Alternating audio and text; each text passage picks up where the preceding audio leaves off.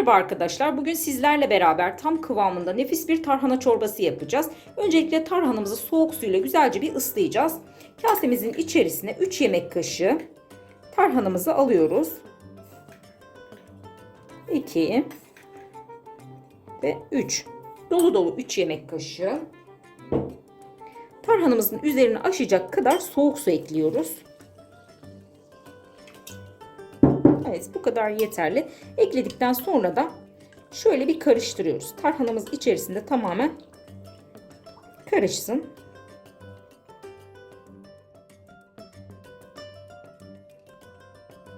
Bu şekilde tarhanamızı bir yarım saat kadar dinlenmeye bırakıyoruz. Çorbamızı pişirmek için şöyle tenceremizin içerisine 2 yemek kaşığı kadar sıvı yağımızı ekliyoruz. Bu kadar yeterli. Ardından şöyle dolu dolu bir tatlı kaşığı kadar da tereyağımızı ekliyoruz. Yağımız erimeye başladıktan sonra şöyle bir tatlı kaşığı biber salçası ve şöyle yarım tatlı kaşığı kadar da domates salçası ekliyoruz. Salçamızı kısık ateşte güzelce bir kavuruyoruz.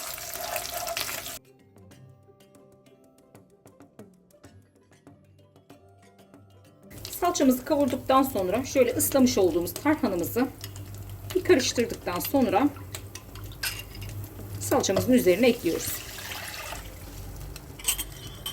Ekledikten sonra da şöyle bir çırpıcı yardımıyla hızlıca karıştırıyoruz ki topak olmasın.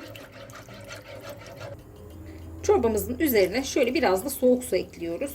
Göz kararı, bu kadar yeterli. Tarhana çorbamızı kısık ateşte yavaş yavaş koyulaşıncaya kadar pişiriyoruz. Arkadaşlar, tarhana çorbam için su ölçüsü vermek istemiyorum. Açıkçası vermem de yanlış olur.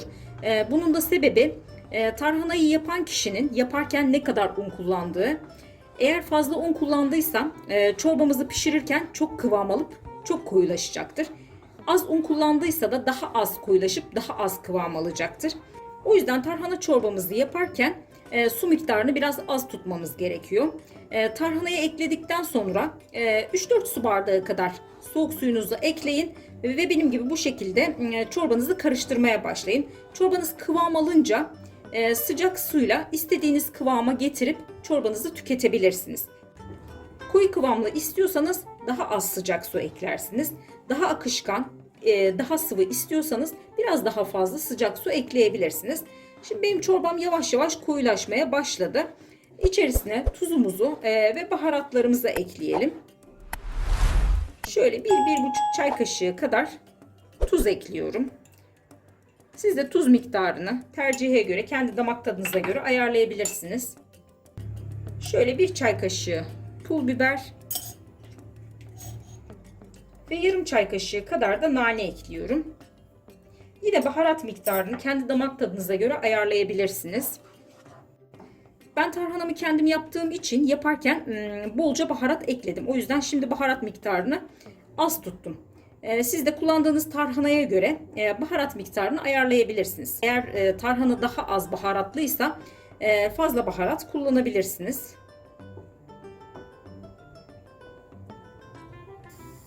Evet, şimdi tarhanam kaynamaya başlıyor yavaş yavaş.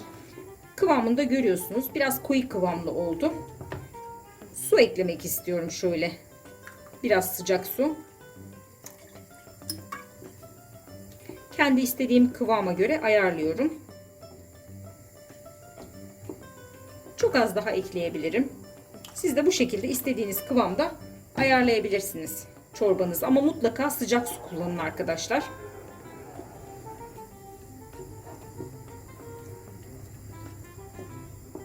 Evet, tam istediğim kıvamda. Tuzuna baktım. Biraz çorbam tuzsuz. Şöyle yarım çay kaşığı kadar daha tuz ekliyorum. Evet, çorbamız kaynamaya başladı. Ocağımızın altını kısıyoruz ve kısık ateşte çorbamızın özleşmesi için bir 4-5 dakika daha kaynatıyoruz. Daha sonra çorbamızı ocaktan alıyoruz. Evet, tarhana çorbamız serviste hazır. Hemen şöyle kıvamını da göstermek istiyorum.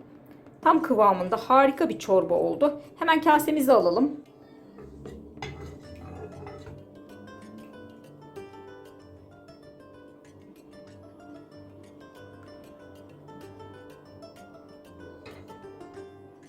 Mis gibi tam kıvamında nefis bir tarhana çorbası oldu. Mutlaka denemenizi tavsiye ederim. Ayrıca videomuzu beğendiyseniz destek vermek için lütfen YouTube kanalımıza abone olmayı unutmayın. Tariflerimizi mutlaka deneyin. Deneyen herkese de şimdiden afiyet olsun.